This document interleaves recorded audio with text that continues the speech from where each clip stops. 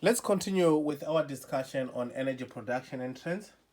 So, in this video, I will talk more about fossil fuels and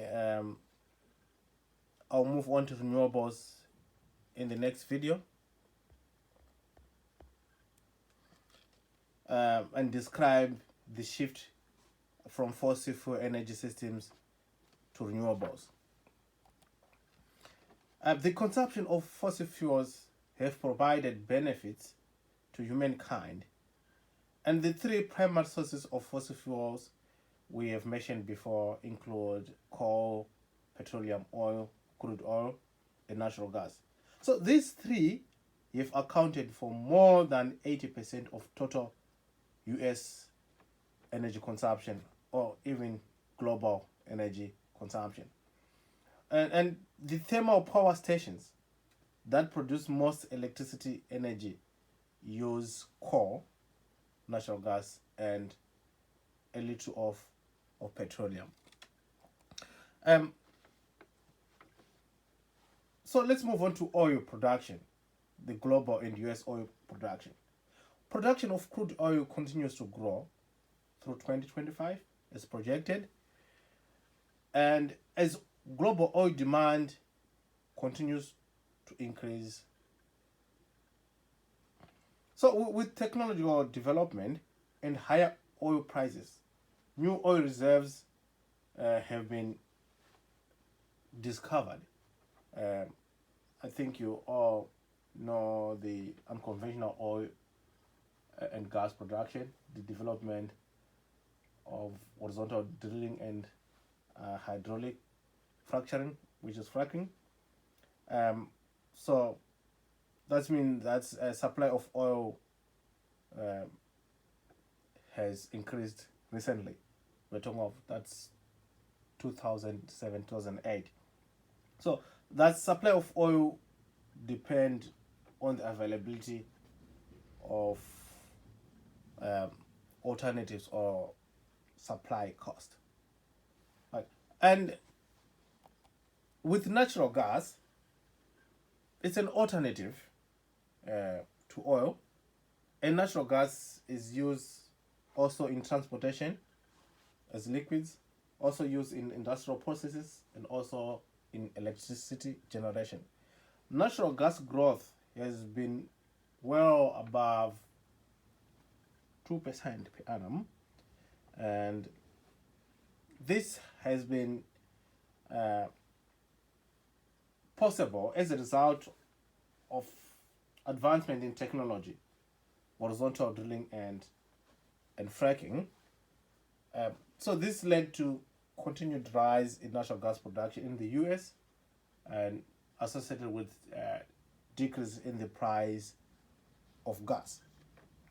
Let's move on to coal. Um, Recently, coal consumption in the US has been decreasing. Data from EIA show a decrease in the mix ratio of coal relative to natural gas in electricity production. Where we know I have said that coal is primarily used in electricity production, but data is showing a significant decrease in the amount of coal used relative to natural gas.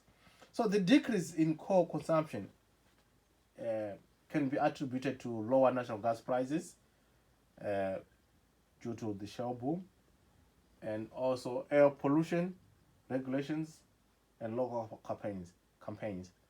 Um, you find that more coal plants are closing relative to, say, natural gas plants. Why is it that? Coal is plentiful, but it is dirty and very inefficient. During burning of coal, um, a lot of emissions, pollutions is produced. So the environmental cost of burning coal includes severe air pollution, release of sulfur dioxide, causes acid rain, carbon dioxide, and large amounts of soot. China, US, and India are the largest coal burning countries. So in the lecture notes, I provided a New York Times link for you to see how each state is producing electricity. How much of coal is used, how much of natural gas is used, how much of nuclear or renewables is used. Some states have significant reduction in coal use, but others have not. For example, West Virginia still depend much on coal in terms of production of electricity. It should be above 95%, maybe 99% of coal used in electricity generation in West Virginia. If you see on the figure here, I show carbon emissions, trends and projections by sector on the left and by fuel on the right from for different fossil fuels. So to round up on fossil fuels, I want to highlight the advantages and disadvantages of fossil fuels. Fossil fuels are very easy to use, and their capacity to generate huge amounts of electricity in just a single location is higher as compared to renewables. Transporting oil, transporting gas to power stations is made easier through pipes. But can we do the same with solar and wind? No. So because of the easy transportation of fossil fuels, power plants can be constructed in almost any location, which is different in the case of renewables. And lastly, the technology to harness energy for fossil fuels is well defined. And on the other hand, we had also disadvantages for fossil fuels. They are not renewables.